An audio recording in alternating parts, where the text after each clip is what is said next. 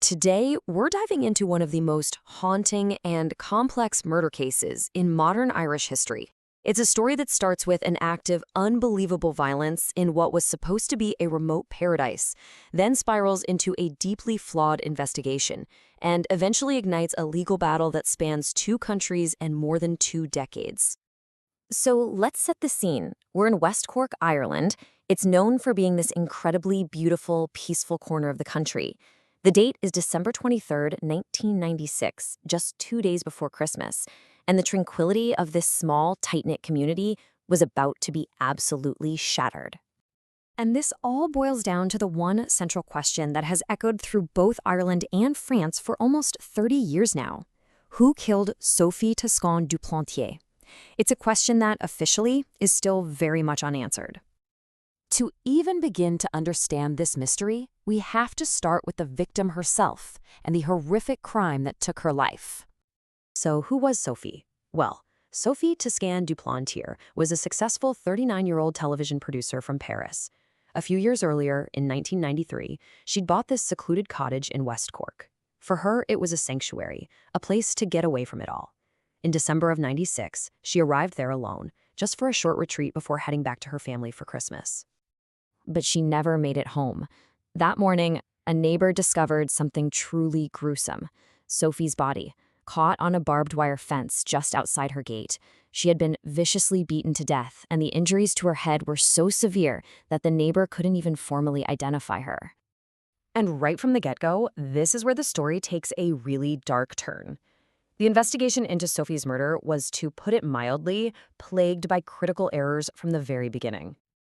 Okay, so get this. Her body is found at 10 in the morning, but the state pathologist doesn't arrive on the scene for a full 28 hours. That means, for over a day, the crime scene and Sophie's body was just left outside, exposed to the elements. Any potential forensic evidence was critically compromised right then and there. And the problems just kept piling up. The Irish police, the Gardaí, were hit with a storm of allegations. A blood-stained gate, which could have been a crucial piece of evidence, just went missing. Witnesses came forward saying they'd been pressured, even intimidated. And it gets worse. Later reports confirmed that official police records had been altered and confidential details were being leaked to the press. So, in the middle of all this chaos, the police very quickly zeroed in on one man. And he would become the prime, and really the only, suspect for the rest of his life. His name was Ian Bailey.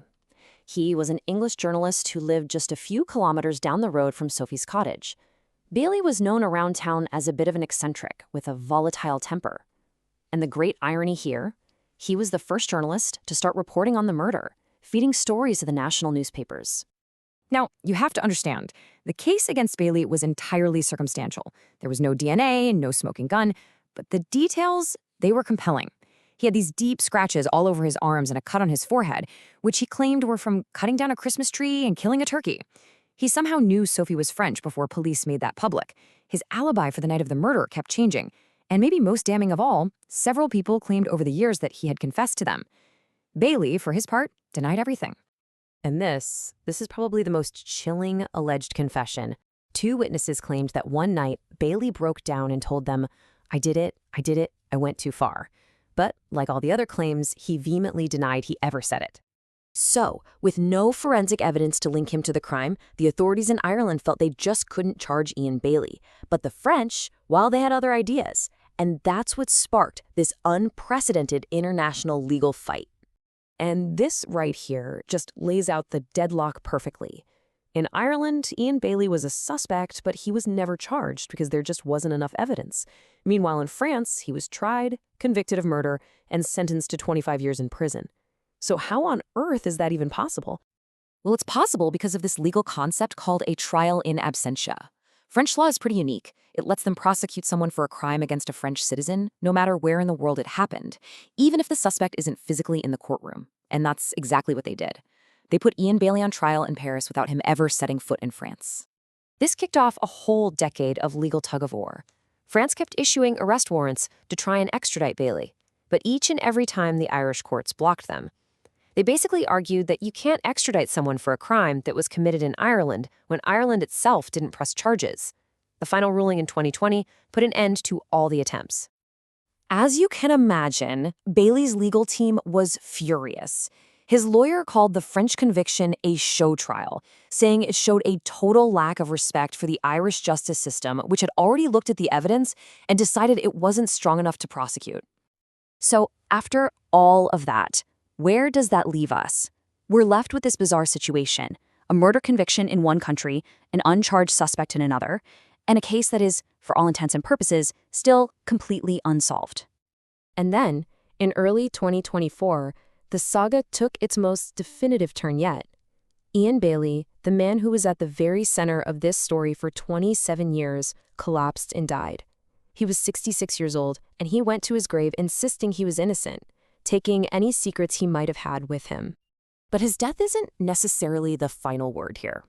The Irish police had actually already launched a full cold case review back in 2022, and after Bailey died, they made one last attempt to find a forensic link. They searched his apartment, seizing personal items, hoping they could finally build a DNA profile to test against any evidence they might still have from that night in 1996. Which leaves us with the final, haunting question that's been there all along. After all the mistakes, all the conflicting stories, and all the international legal drama, is it still possible to find justice for Sophie? With the only person ever seriously suspected now gone, the path to the truth has never seemed longer or more uncertain.